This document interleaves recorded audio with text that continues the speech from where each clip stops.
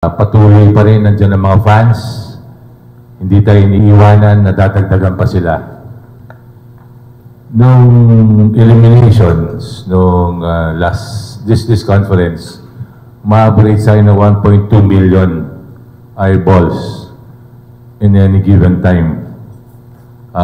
Mataas na laro natin, Game 5, Ginebra Meralco. Nag-average tayo ng 2.8 million na ang peak noon umabot ng 3.5 million ng laban ng Game 5. Wala pa sa akin yung data for Game 7. So, maganda yung coverage na nalipat sa RPTV.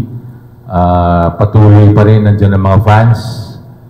Hindi tayo iniiwanan, nadadagdagan pa sila. So, yun, Jerry. Maraming salamat sa mga fans na patuloy na sumusuporta sa atin. At ibibigay ko din sa inyo yung data na binigay sa amin ng TV5 para masulat naman nyo ang PBA. Game 7, 2.4 million pala. Eyeballs in any given time. Wala pa yung peak doon.